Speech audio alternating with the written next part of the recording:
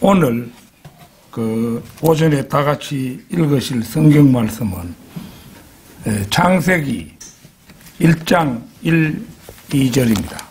창세기 1장 1, 2절 말씀.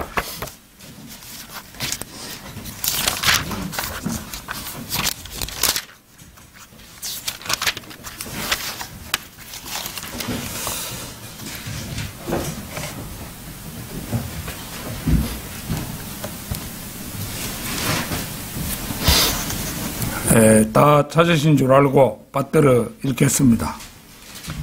태초에 하나님께서 하늘과 땅을 창조하셨느니라. 땅은 형체가 없고 공허하며 어두움이 깊음의 표면에 있으며 하나님의 영은 물들의 표면에서 거니시더라. 오늘 제가 준비한 그 말씀은 과거에 제가 성경 침례교회 저걸 두고 있을 때 아직 믿음이 일천한 가운데 여름 수련회 때 좀 한 시간을 맡아달라 이래가지고 제가 나름대로 준비했던 그런 것입니다. 그런데 좀 보완을 하고 이래가지고 오늘 설교를 하게 되었습니다. 설교 제목은 당신은 기쁨에 대해 무엇을 말할 수 있는가? 당신은 기쁨에 대해 무엇을 말할 수 있는가? 이런 제목으로 말씀을 드리겠습니다. 기쁨이 성경에는 128회 정도 우리 성경에 나와 있습니다. 그 중에는 진짜 기쁨을 가리키는 기쁨도 있고 그렇지 않은 것도 있고 이래서 내용적으로는 우리가 오늘 제가 설교하는 기쁨이다 꼭 그렇게 말할 수 없는 것이 형편입니다. 그래서 이 기쁨이 오늘 성경에 보면은 이제 창세기 1장 2절에 이제 기쁨이라는 말이 등장하고 있죠. 땅은 형체가 없고 공허하며 어두움이 기쁨의 표면에 있으며 이렇게 말한 것이 그것입니다. 기쁨은 영어 킹 제임스 성경에 deep이라고 표기가 되어 있습니다. DEP. 그게 이제 기쁨인데요. 우리가 잘 아는 바대로 신약 시대 최고의 그리스도인은 사도 바울이었습니다. 그런데 바로 사도 바울은 우리가 지금 공부하고자 하는 기쁨에 대해 속속들이 알고 있었으며 편지의 수신인인 에베소 교회 성도들도 자신이 알고 있는 기쁨에 대한 지식, 곧 우주의 비밀에 대해서 훤히 알기를 기도했다는 사실입니다. 이제 그것을 직접 확인해 보겠습니다. 에베소서 3장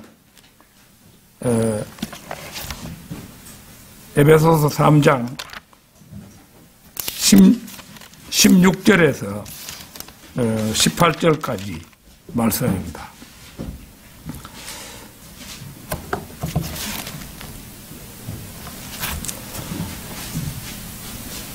하나님께서 그의 영광의 풍요함을 따라 그의 성령을 통하여 너희 속 사람 안에, 너희 속 사람 안에서 능력으로 너희를 강건하게 하시고 믿음으로 그리스도가 너희 마음속에 거하게 하시며 너희가 사랑 안에 뿌리를 내리고 틀을 닦아 모든 성도들과 함께 그 너비와 깊이와 그 너비와 길이와 깊이와 높이가 얼마인가를 깨달을 수 있게 해 주시며, 이렇게 말씀하고 있는데요.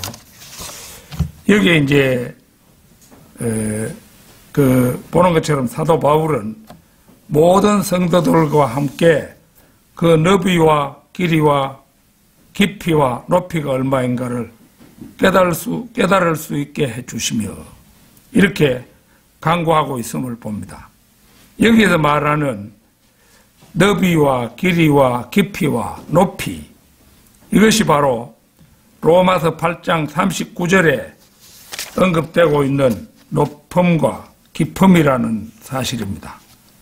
로마서 8장 39절도 한번 보겠습니다. 로마서 8장 39절.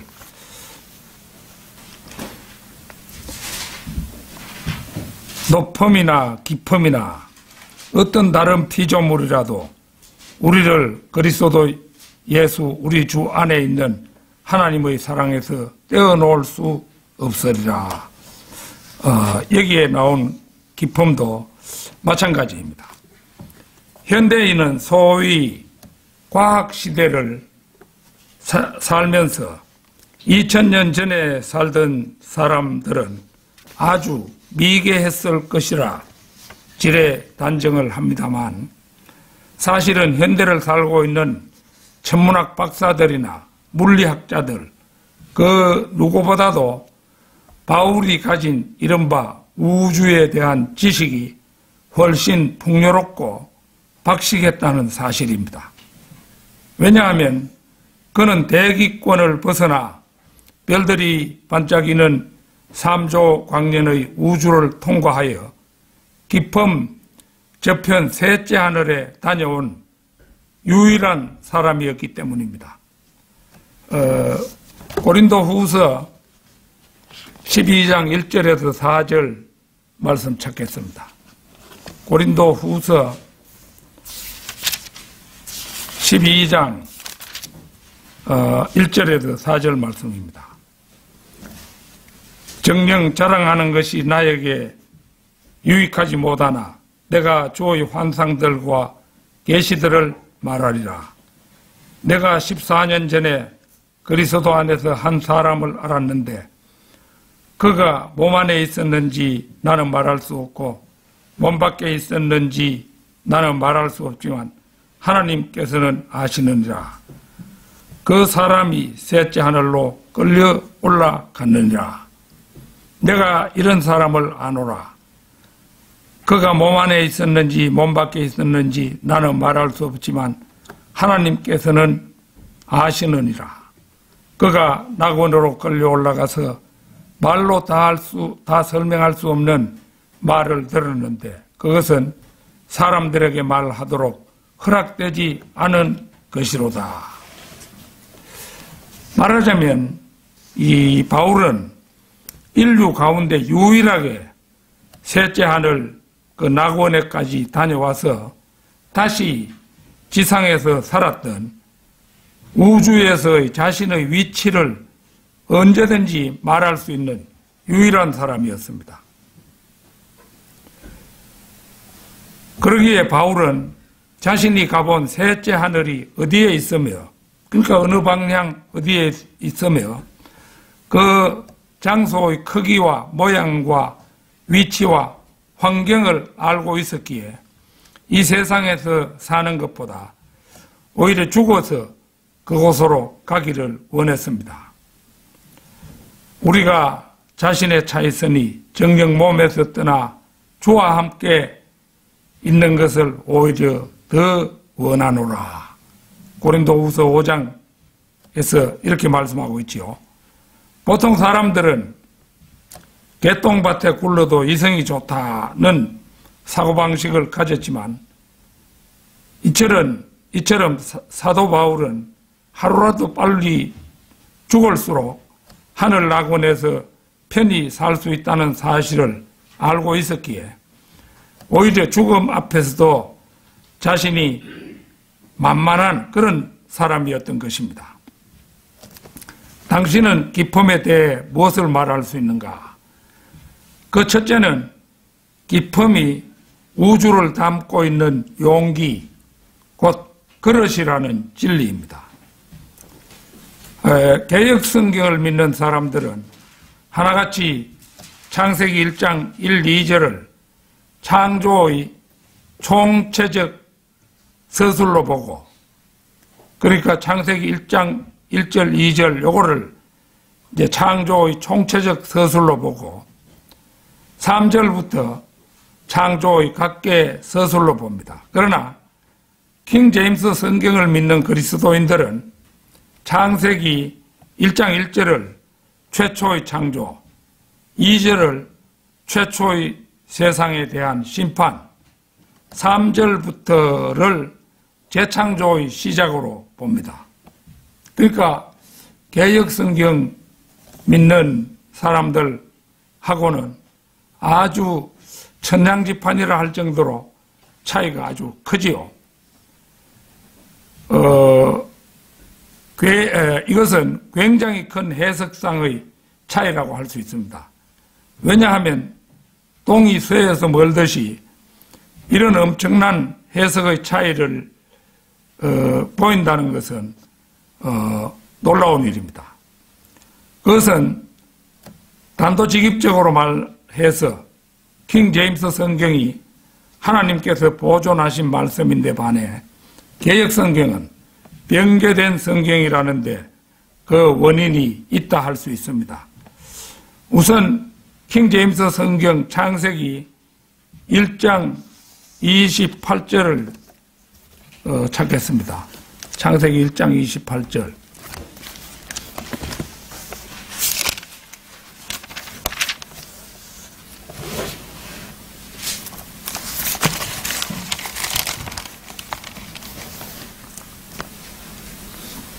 하나님께서 그들에게 복을 주시고 하나님께서 그들에게 말씀하시기를 다산하고 번성하며 땅을 다시 채우고 그것을 정복하라. 그리고 바다의 고기와 공중의 새와 땅 위에서 움직이는 모든 생물을 다스리라 하시니라.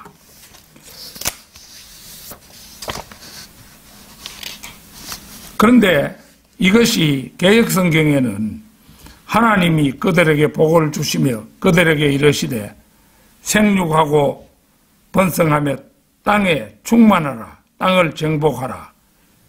바다의 고기와 공중의 새와 땅에 있는 모든 생물을 다스리라 하시니라.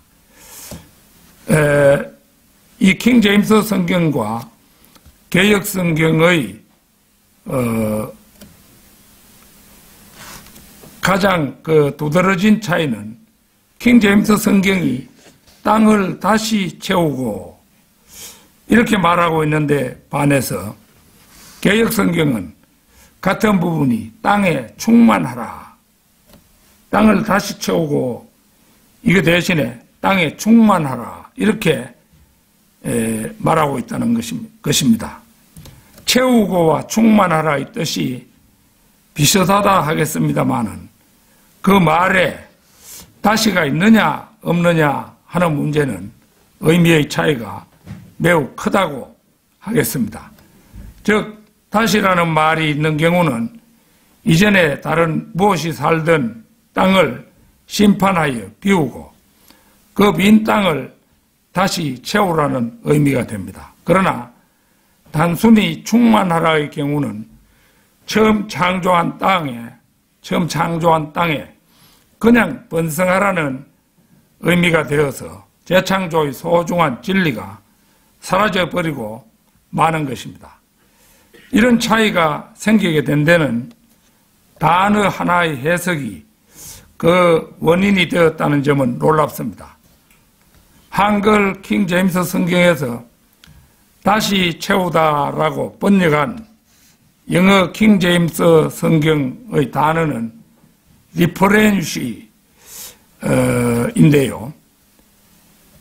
이 단어의 히브리어 성경의 단어는 말레라는 말입니다. 당시 해가 지지 않는 나라, 그러니까 전 세계적으로 식민지를 가장 많이 소유했기 때문에 해가 지지 않는 나라라 이렇게 불렸죠. 그래가지고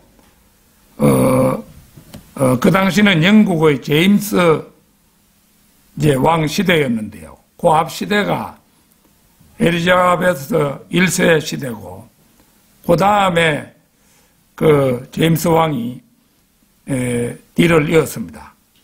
그래서 그 제임스 왕의 명을 받아서 세계 최고 대학인 옥스퍼드와 캠브리지 대학의 교수 54명이 동원되어서 구약 히브리어 마소라 원문과 신약 헬라어 표준 원문의 번역을 담당했는데, 히브리어 말레의 경우 성경에서 총 252회에 걸쳐 사용된 것을 영어 킹 제임스 성경은 FULL 이게 이제 118회, 그 다음에 폴리스 이게 9회, 그 다음에 폴리 14회, 필 107회, 풀필 14회, 리퍼렌시 7회, 252회에 걸쳐 쓰인 것을 각각 구분해가지고 영어로 번역을 했습니다.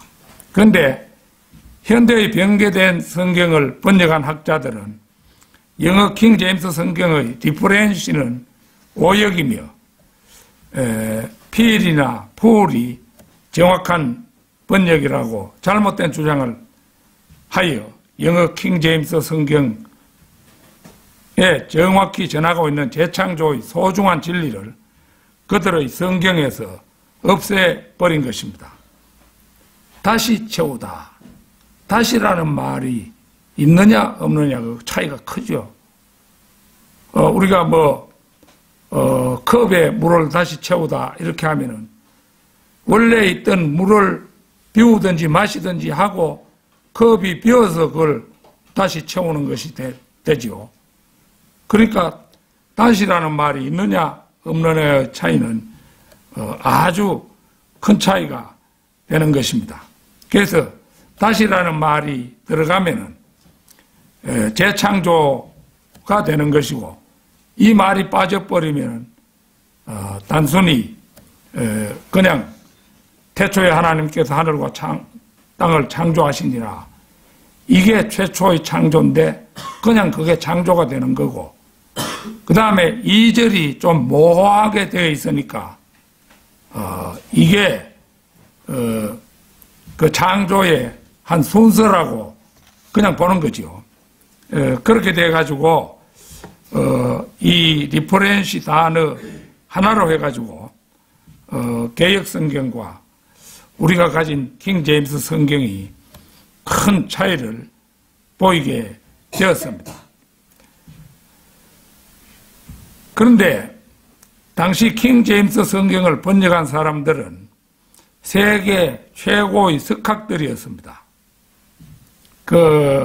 영국이 당시에 해가 지지 않는 나라였기 때문에 영국 런던에 있는 두 대학, 그 다음에 옥스퍼드 대학하고 케임브리지 대학, 이 두 대학이 당시로는 세계 최고 대학이었어요. 지금 미국의 하버드 대학이라지만은 하버드 대학보다가도 그 당시 영국의 옥스퍼드, 케임브리지 이 두 개 대학이 하버드 대학보다도 더 훌륭한 대학이었어요. 그런데 거기에 세계 최고의 교수 54명이 동원되어 그 킹 제임스 성경을, 그러니까 이제 그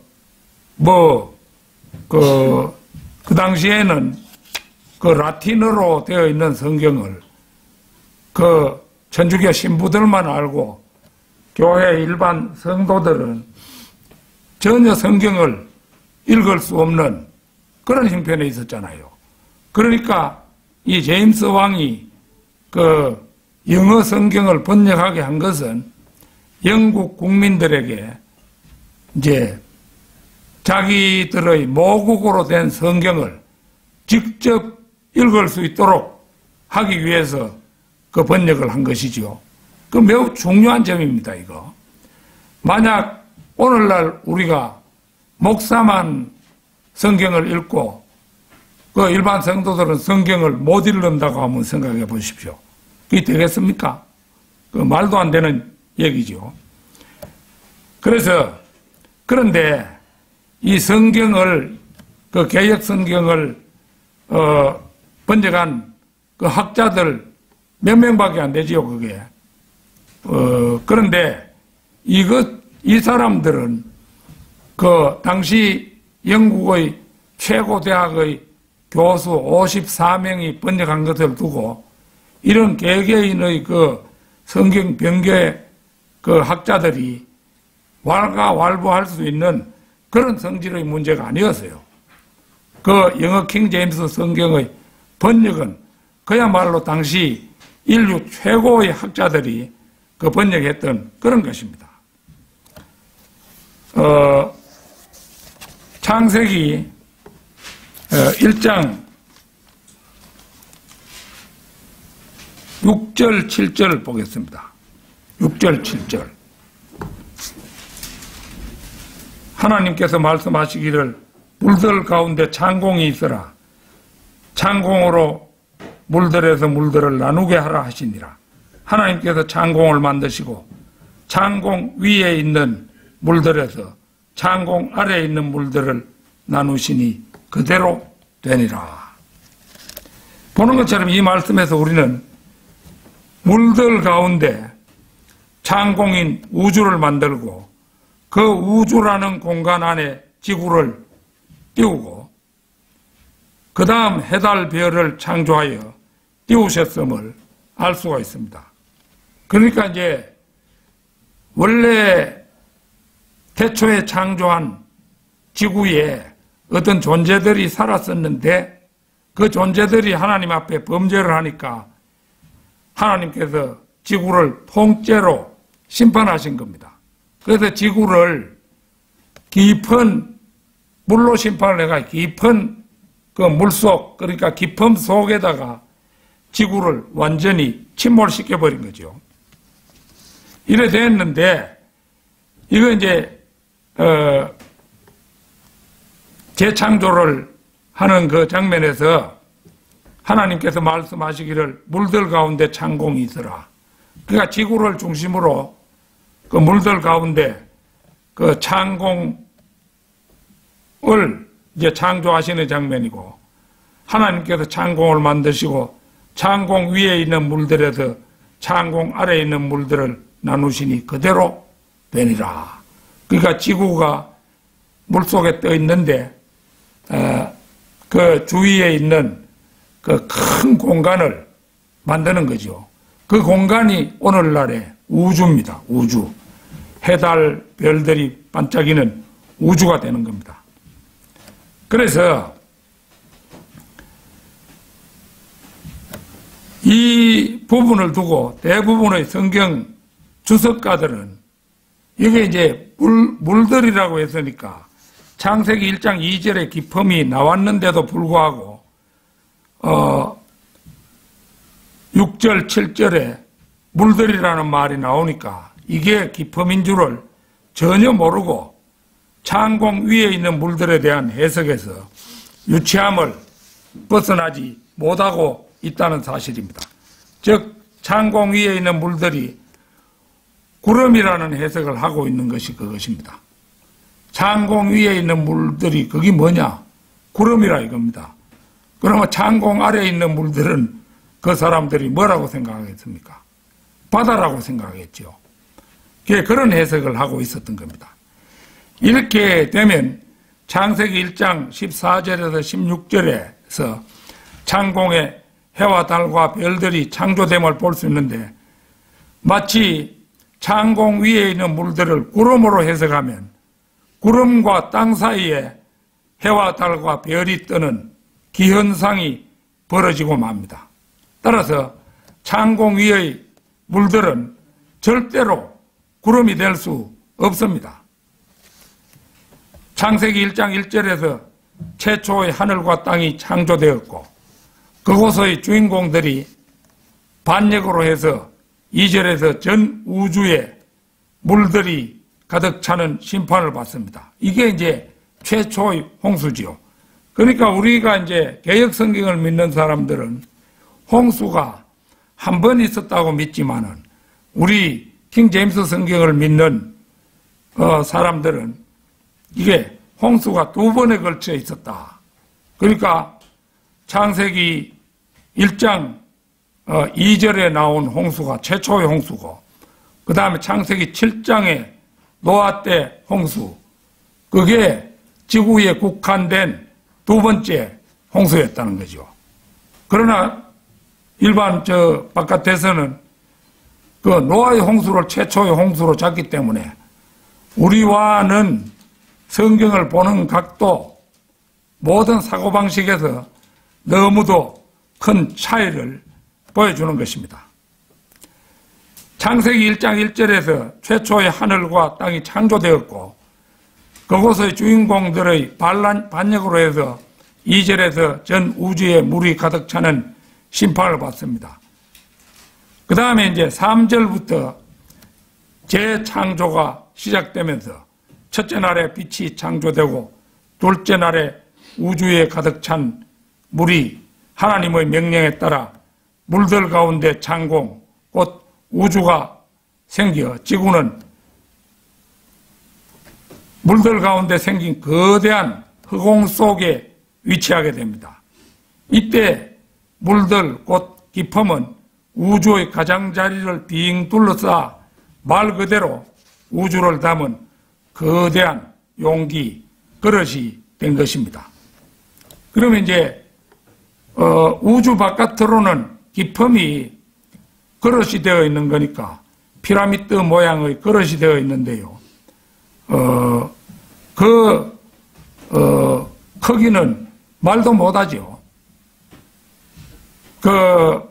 르크만 주석서를 보면은 이제 우리 지구 위에서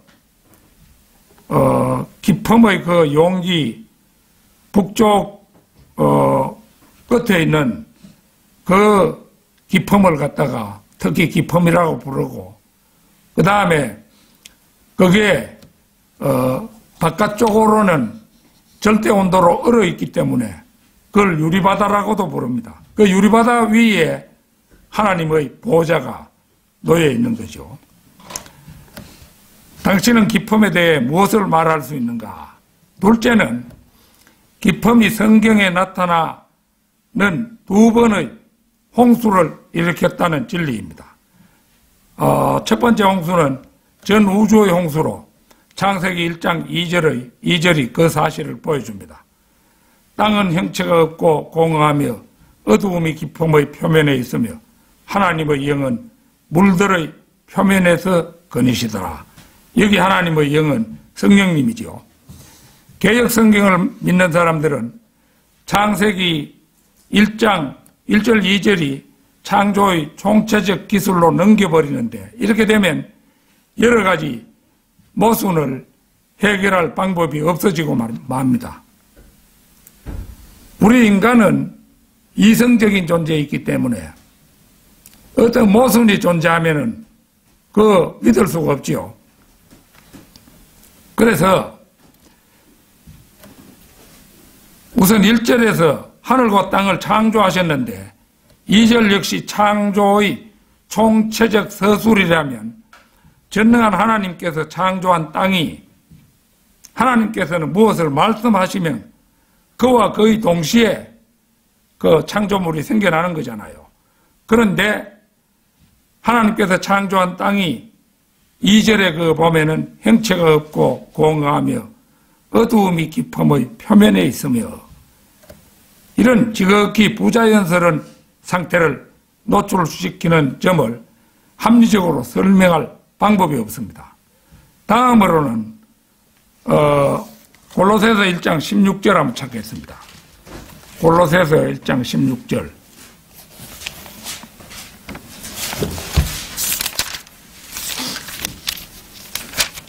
1장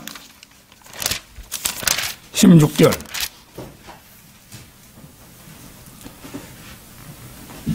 이는 만물이 그에 의하여 창조되되 하늘에 있는 것들과 땅에 있는 것들과 보이는 것들과 보이지 않는 것들과 보좌들이나 주권들이나 정사들이나 권세들이나 만물이 그에 의하여 또 그를 위하여 창조되었기 때문이라.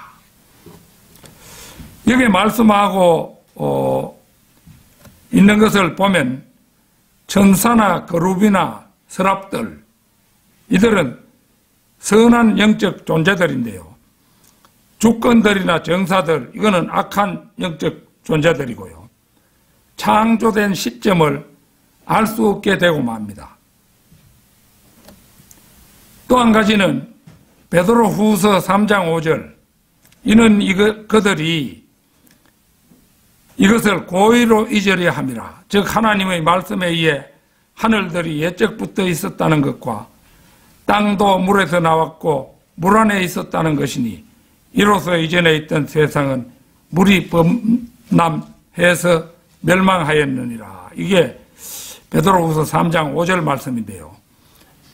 이 말씀은 앞뒤 문맥상 창세기 1장 2절의 홍수를 말하는데 한 번의 홍수만 있었다 하면 불가불 이것은 노아의 홍수를 가리키는 구절이 되고 말기 때문에 엉뚱한 모순을 노출시키고 만다는 것입니다. 두 번째 홍수는 창세기 7장에서 나타나는데 이 역시 기품이 그 원인을 제공했다는 사실입니다. 오늘 제가 하는 말씀은 특별히 이거 제가 뭐 어떤 주관적인 얘기를 하고 있는 것이 아니고 그렇게만 주석서를 정확히 바탕으로 해서 오늘 이 설교문을 작성한 것입니다. 창세기 7장 11절 찾겠습니다. 창세기 7장 11절.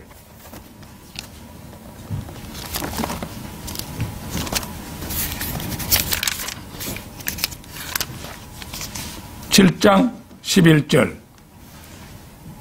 노아의 생이 600세 되던 해 둘째 달 그 달 17일 그날에 모든 큰 기품의 샘들이 터지고 하늘의 창들이 열렸으니.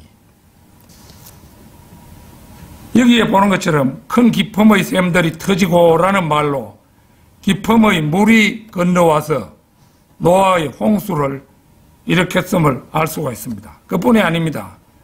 창세기 8장 2절에도 보면요. 8장 2절.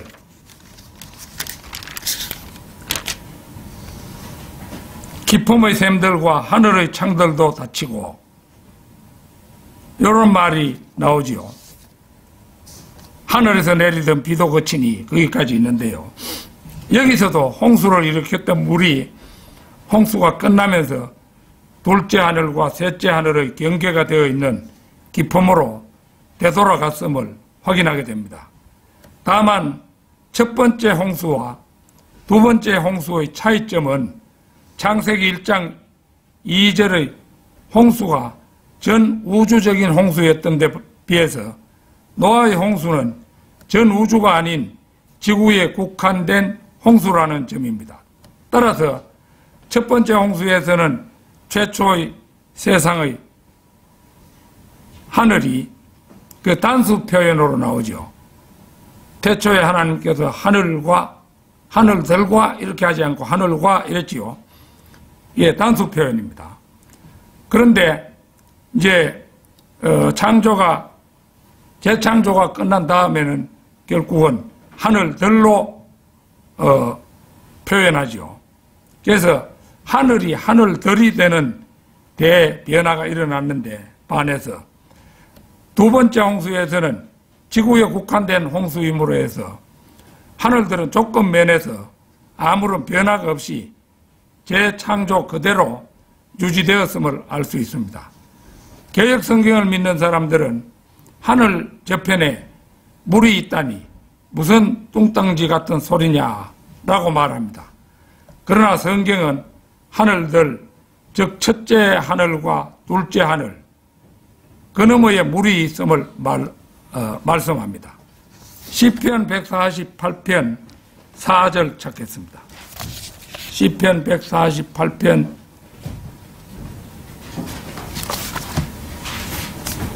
4절입니다.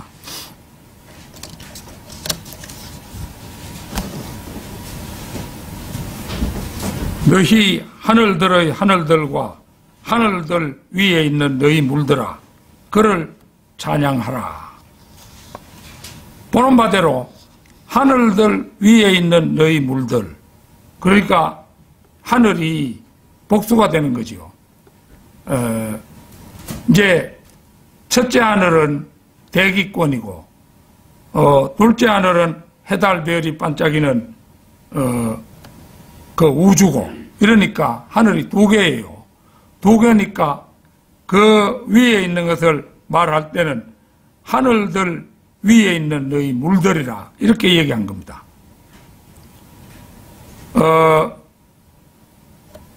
즉 첫째 하늘과 둘째 하늘 그 위에 지금도 물들이, 그러니까 기품이 존재한다는 그 말씀 아니겠습니까? 저는 그 킹 제임스 그 성경 신학교에 그 입학했을 때 크게 충격을 받고, 그랬구나, 이것을 이제 강하게 탐복하면서 느꼈던 것이 이 그 기품의 비밀을 알게 된 순간이었어요. 이게 저한테는 그렇게도 큰 충격을 주었던 겁니다. 당신은 기품에 대해 무엇을 말할 수 있는가? 셋째는 이 기품 위에 하나님의 보좌가 있다는 진리입니다. 욥기 38장 30절 찾겠습니다. 욥기 38장 30절.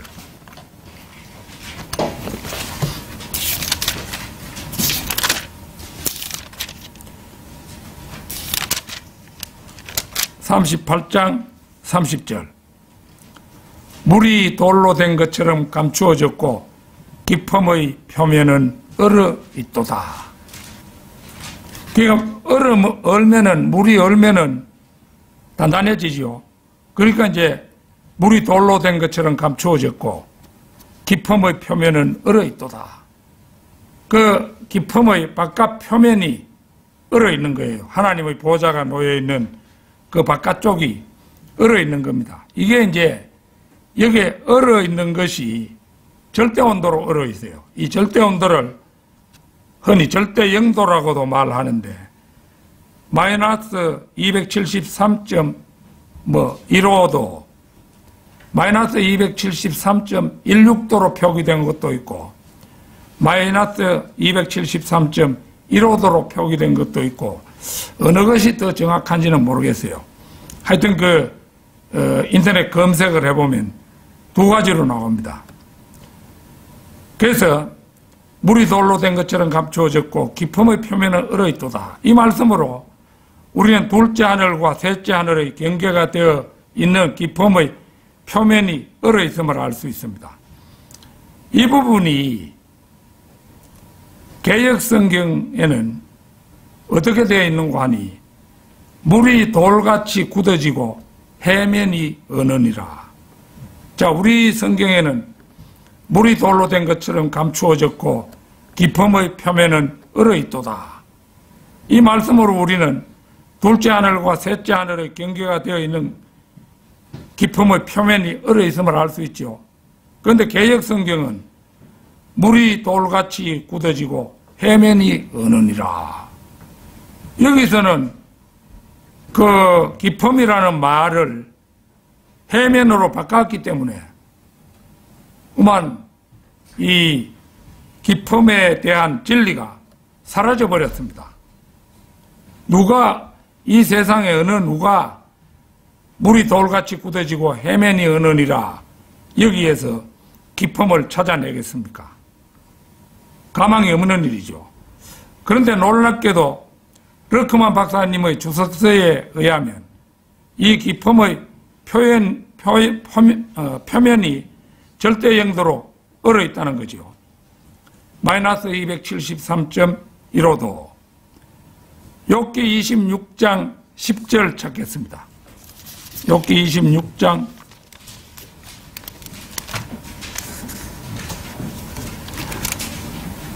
10절입니다. 그가 그 물들을 경계로 두르시니 낮과 밤이 끝나는 곳까지라. 여기서 물들은 기품이지요.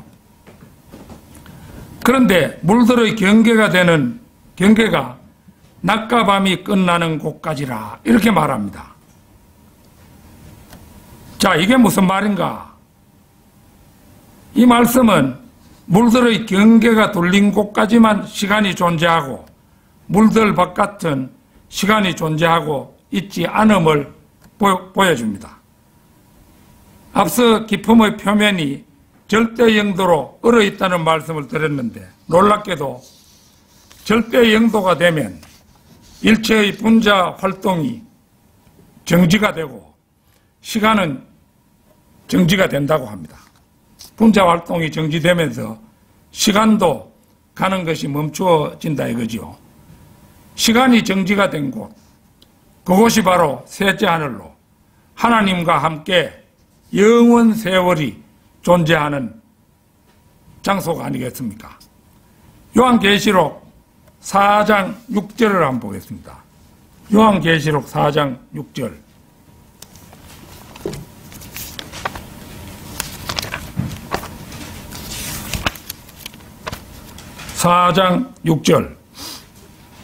여기에 이제 하나님 계시는 셋째 하늘의 모습이 나오지요. 이 보좌가 하나님의 보좌입니다. 보좌 앞에는 수정과 같은 유리바다가 있고 그 보좌 가운데와 그 보좌 주위에 앞뒤로 눈이 가득한 네 짐승이 있더라.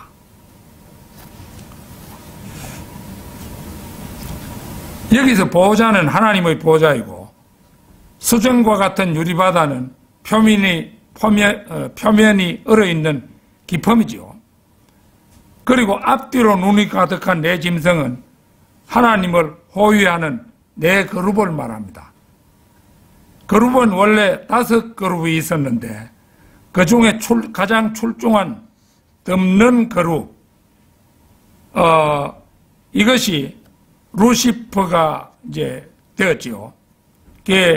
이 5번째 그룹, 덮는 그룹이 하나님보다 높이 내려다가 죄악이 발각되어 마귀가 되고 말았죠. 그래서 덮는 그룹 에스겔 28장에 나옵니다. 28장 12절에서 19절. 그 다음에 루시퍼 이사야 14장 12절에서 17절. 여기 이제 그 루시퍼 얘기가 잘 나옵니다. 그래서 이 루시퍼가 하늘에서 이때 쫓겨나서 구부러진 뱀 리비아단이 되었다는 거죠.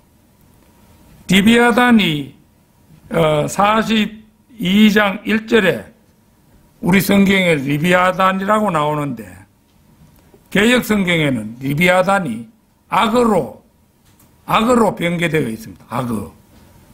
리비아단이 5번째 그룹, 하나님을 배반한 5번째 그룹인데 그거를 악어라고 해놨으니까 도저히 그 해석에 꿈도 못 깨는 거죠. 그러니까 이 개역성경 믿는 사람들은 사탄의 정체를 제대로 분간할 수 없는 거죠. 그래서 현재 여기에 우리가 요한계시록 4장 6절을 보면은 그 보좌 주위에는 앞뒤로 눈이 가득한 네 짐승이 있더라. 5그룹이었는데 가장 출중한 덮는 그룹이 하나님을 배반하고 마귀가 되었고 그 다음에 네 짐승만 남아있죠. 네 그룹만 남아있는 겁니다. 그걸 지금 여기 말한 겁니다.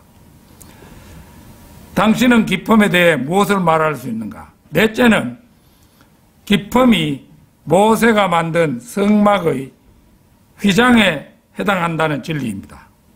히브리서 9장 23절 찾겠습니다. 히브리서 9장 23절.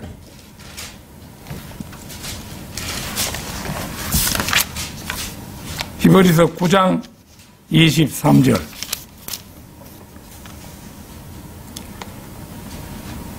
그러므로 하늘들에 있는 것들의 모형들은 여기도 보면 하늘들이라고 했죠. 이건 내가 뭐 개역성경이 없어 지금 확인은 못하지만은 개역성경은 보나 안 보나 이거 하늘로 돼가 있겠죠.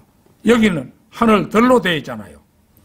하늘들에 있는 것들의 모형들은 이런 것들로 깨끗게 할 필요가 있었으나 하늘에 있는 것들 그 자체는 이것들보다 더 좋은 희생제물들로 해야 하리라. 이 말씀에서 거론하는 모형은 성막을 가리키며 실물인 원형은 하늘에 있는 것들, 곧 우주임을, 그러니까 첫째 하늘, 둘째 하늘, 셋째 하늘이 그걸 이제 가리킨 말임을 알 수가 있죠. 물론 여기서 이런 것들은 제물로 드린 짐승들을 말합니다. 더 좋은 희생 제물은 예수님을 말합니다. 그러니까 옛날 성막이 있던 시절에는 성막 혹은 그 성막이 솔로몬 성전으로 또 서게 되죠. 그런데 그때까지는 짐승을 잡아서 제사를 지냈잖아요. 그러니까 그게 이런 것들입니다. 그 옛날 성막이나 성전은 짐승을 잡아서 깨끗하게 할 필요가 있었으나 요즘은 뭐 성전이나 성막 이런 것은 있을 수가 없지요. 우리 성령님이 거하시는 우리 몸이 성전이니까. 그러니까 신약시대에 제물이 되신 분은 예수님이죠. 구약시대에 무수히 드렸던 짐승들 대신에 자기가 십자가 위에서 피를 흘려주신 분이 예수님이잖아요. 그러니까 하늘에 있는 것들 그 자체는 이것들보다 더 좋은 희생제물들로 해야 하리라. 더 좋은 희생제물들로 해야 하기 때문에 예수님께서 이 세상에 오셔서 십자가의 질고를 지신 거죠. 성막은 하나님의 명령을 받아 모세가 만들었습니다. 성막에 들어갈 때는 동쪽에서 서쪽으로 들어갑니다. 우주에서는 하나님께 다다르려면 남쪽 방향에서 북쪽 방향으로 가야 하지만 땅에서 하나님께 나아가는 방향은 동쪽에서 서쪽입니다. 방향의 문제는 매우 중요합니다. 우리가 이제 성도 예표로 보여주는 것이 달이잖아요. 달은 태양의 뒤를 쫓아가죠. 태양이 예수님의 예표잖아요. 그러니까 태양이 지고 나면은 달도 그 뒤를 따라서 가가지고 서쪽 하늘로 지지요. 그러니까 이 성도의 예표가 되는 것은 달입니다. 이 방향의 문제는 매우 중요합니다. 성경은 동에서 서로 가는 방향은 대부분 좋은 방향이고 서에서 동으로 가는 방향은 대부분 나쁜 방향이었습니다. 하나님께서는 출애굽한 이스라엘 민족이 바로 북쪽으로 올라가 가나안 땅에 들어가는 것을 허락하지 않으시고 동쪽으로 우회하여 결국 동쪽에서 서쪽을 향해 요단강을 건너도록 하셨지요. 그러나 이와는 반대로 하나님께서 아담과 이브를 에덴 동산에서 내쫓으실 때, 또 가인이 하나님 앞에서 떠날 때 야곱이 이제 그 하나님과 멀어져서 파단 아람으로 갈 때, 또 유대인들이 포로가 되어 잡혀갈 때 모두 서에서 동으로 갔습니다.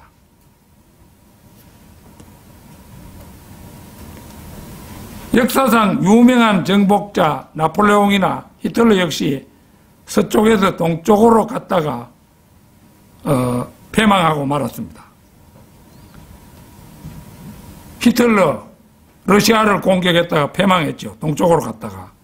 나폴레옹 역시 러시아를 정벌 하려다가 패망했죠. 서쪽에서 동쪽으로 가는 방향은 좋지 않은 방향입니다. 그래서 이제 요즘도 뭐 성도들이 이사를 갈 때 이제 이왕이면 서쪽 방향으로 가자. 그 하나님께서 원하는 방향이니까 그 이사 가는 것까지 가리는 사람까지 있습니다. 그러나 뭐 한 도시에서 뭐 서쪽으로 가보이 뭐 큰 차이가 있겠습니까? 성막에 들어서면 안뜰에 맨 먼저 놋재단이 있고 이어서 물대야가 놓여 있습니다. 문을 지나 들어가면 그곳이 성소입니다. 우측에 빵 차리는 상이 있고 좌측에 불을 밝힌 금촛대가 있습니다. 그리고 좀 더 안쪽에 금향당과 향로가 있습니다. 그 다음 두꺼운 휘장을 경계로 하여 그 안쪽이 하나님께서 임재하시는 지성소입니다. 언약궤가 놓여 있고 언약궤 위 자비석이 있는 곳이 주님께서 임재하시는 거룩한 곳입니다. 그러니까 성막은 전체가 모형이지요. 그래서 앞서 말씀드린 대로 성막은 우주의 모형입니다. 그렇다면 성소와 지성소를 가르는 두꺼운 휘장은 무엇의 모형이겠습니까? 놀랍게도 이 원형이 바로 절대 온도로 표면이 얼어있는 기품입니다. 그러니까 지성소로 들어가는데 그게 두꺼운 휘장이 걸려 있는데 그게 바로 현재 얼어있는 절대 온도로 얼어있는 그 기품을 나타낸다는 거죠. 마태복음 27장 50절 51절 찾겠습니다. 마태복음 27장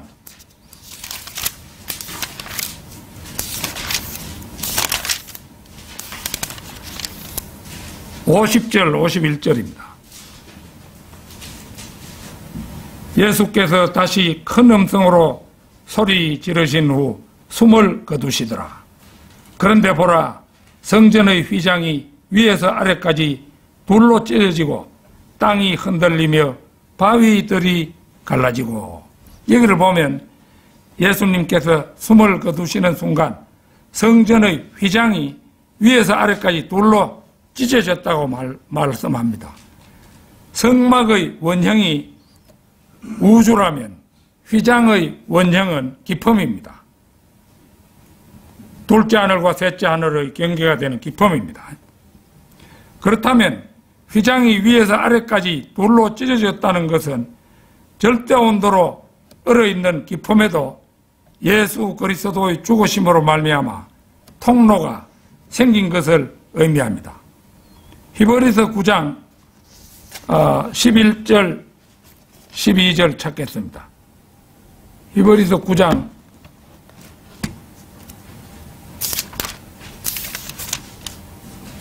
11절 12절입니다.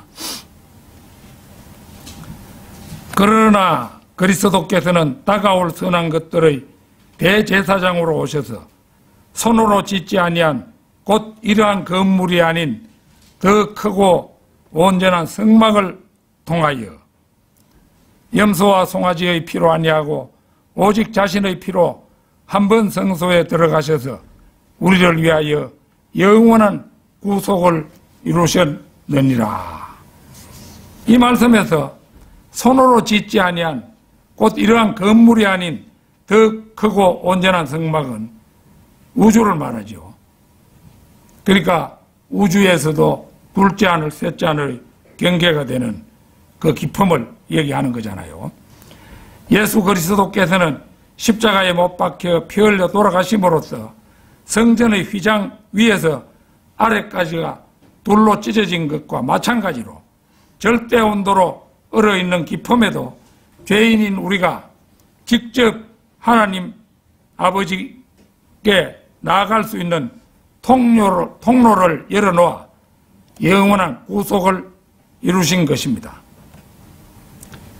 요한계시록 15장 2절 찾겠습니다. 요한계시록 15장 2절.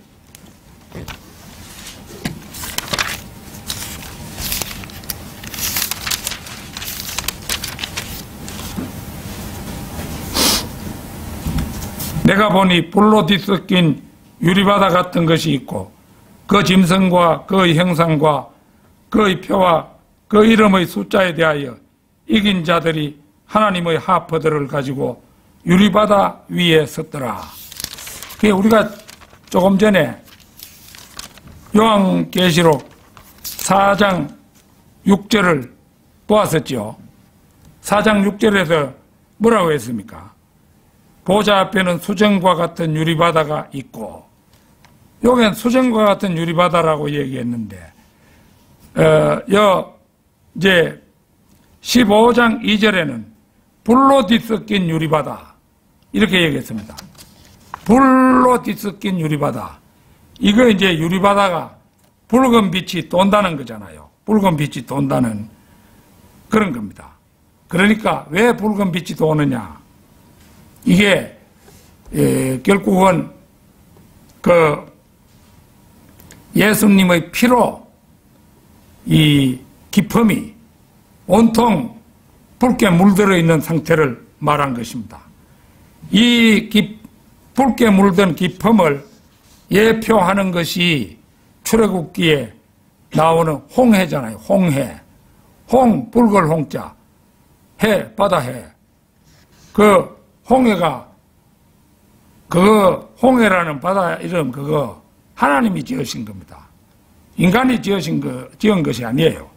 그래서 홍해, 이건 이제 성경에 그 예표가 된 것이, 그 기품의 예표가 된 것이 홍해인데, 성경에는 반드시 예표가 있고, 원형이 있고, 이래 되는 거잖아요. 그게 성경과 다른 책의 다른 점입니다.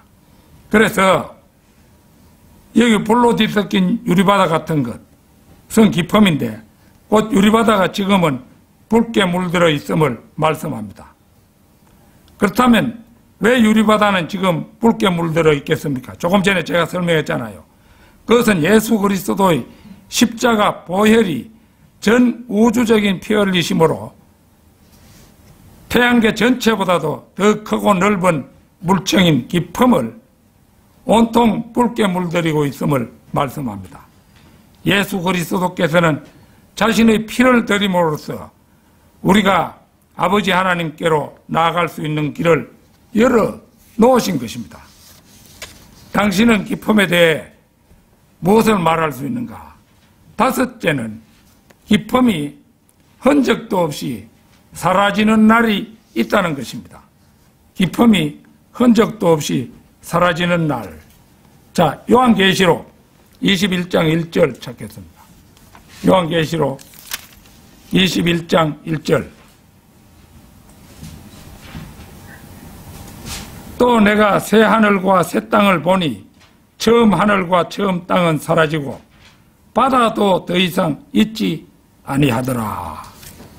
바다도 더 이상 있지 아니하더라. 얼마 전에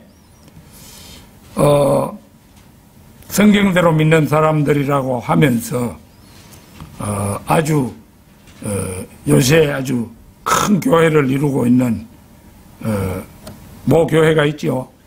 그 교회 목사가 요한계시록을 43강에 걸쳐서 강의한 것이 있는데, 요 바다를 뭐라고 말하는가, 이걸 내가 한번 그 부분을 찾아서 한번 들어봤습니다. 들어보니까 이 사람이 뭐라고 말하느냐 하면은 바다는 물이라 하는 얘기하고, 그 다음에 또 하나는 이제 사탄이 숨어 있던 곳이니까 하나님이 없애버렸다, 이라는 거예요.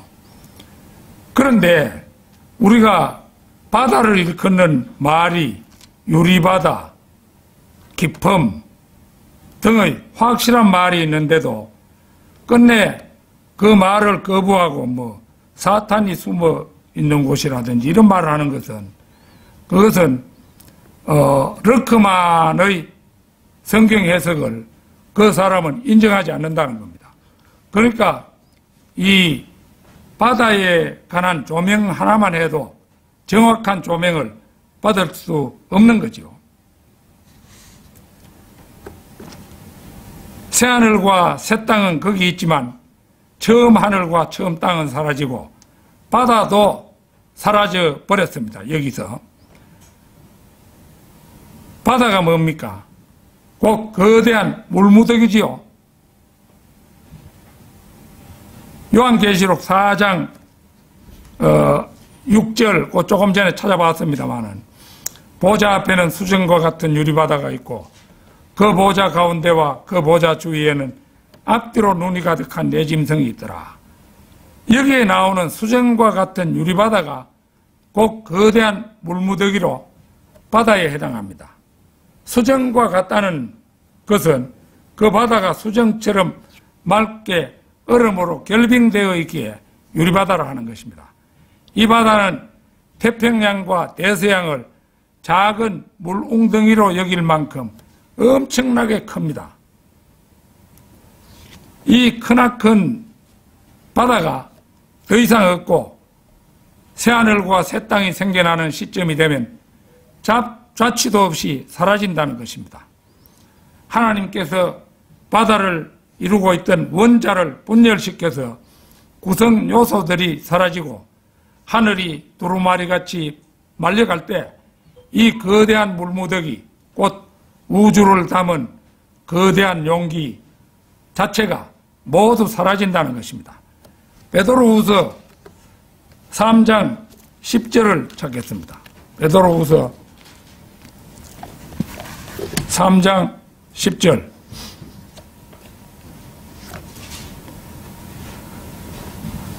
그러나 주의 날이 밤에 도둑같이 오리니 그날에는 하늘들이 굉장한 소리를 내며 사라지고 우주의 구성 요소들이 맹렬한 불로 녹아내리며 땅과 그 안에 있는 일들이 타버릴 것이라. 여기에 주의 날이 밤에 도둑같이 오리니 이것은 천년왕국 시대의 종료와 함께 백보자 심판이 있게 될 그날을 언급한 것입니다.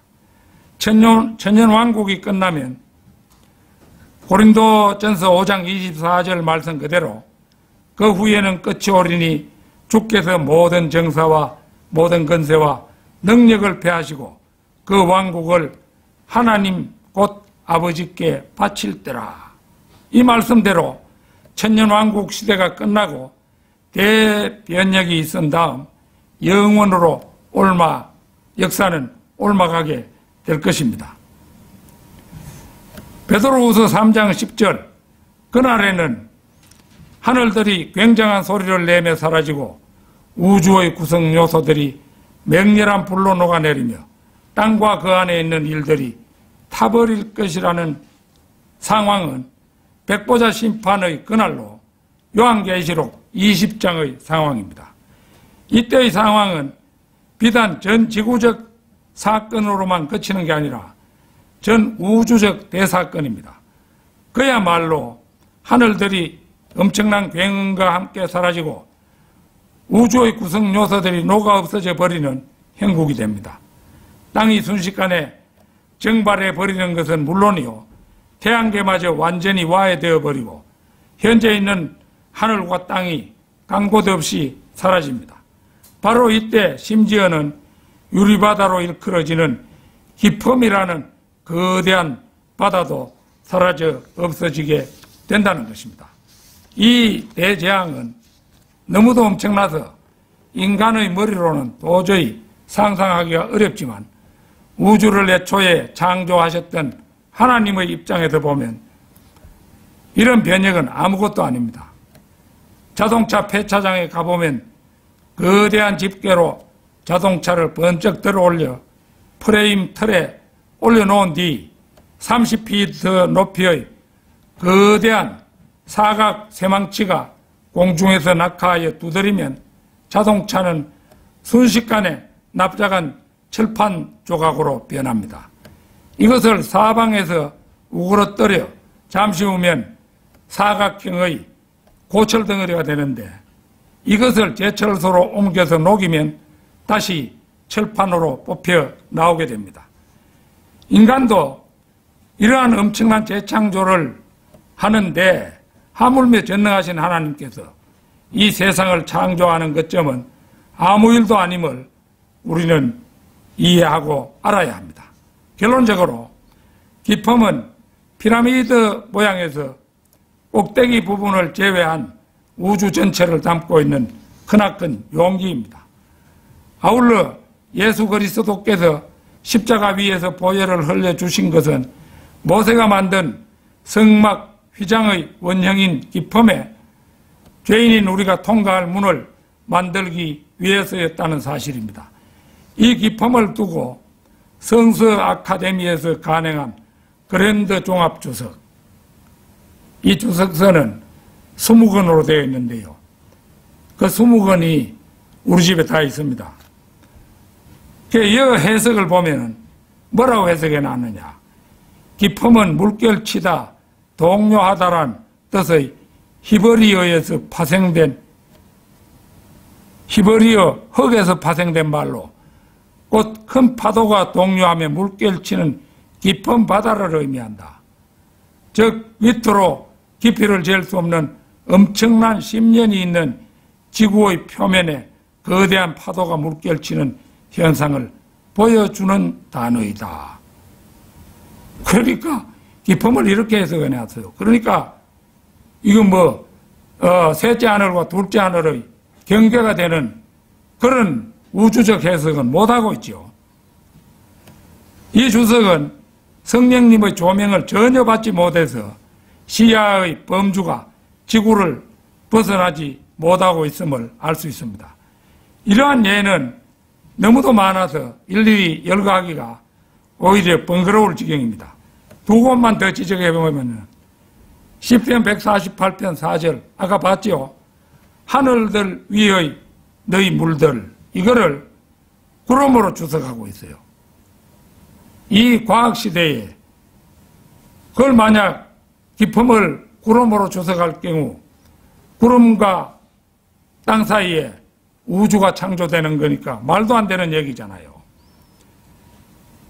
지구의 대기권을 벗어나지 못하고 있습니다.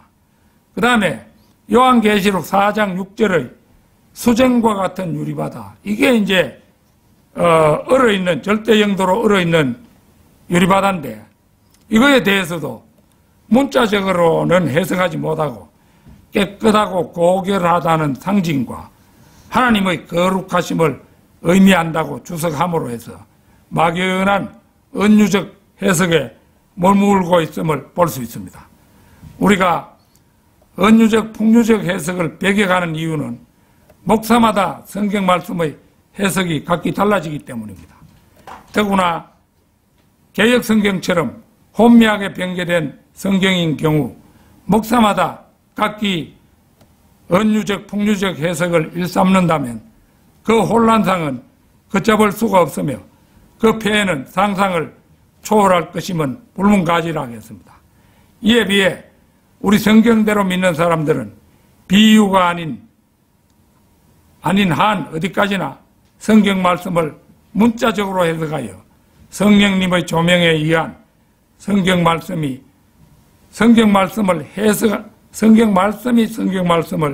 해석하는 방법을 취합니다. 따라서 개역 성경을 사용하는 교인들에 비해 한글 킹 제임스 성경을 사용하는 성경대로 믿는 사람들의 성경 실력은 초등학생과 대학생 차이보다도 더 현저하다고 할 것입니다.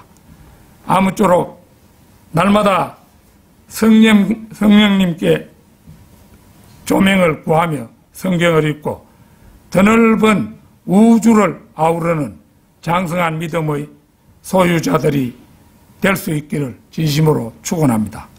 다 같이 기도드리겠습니다.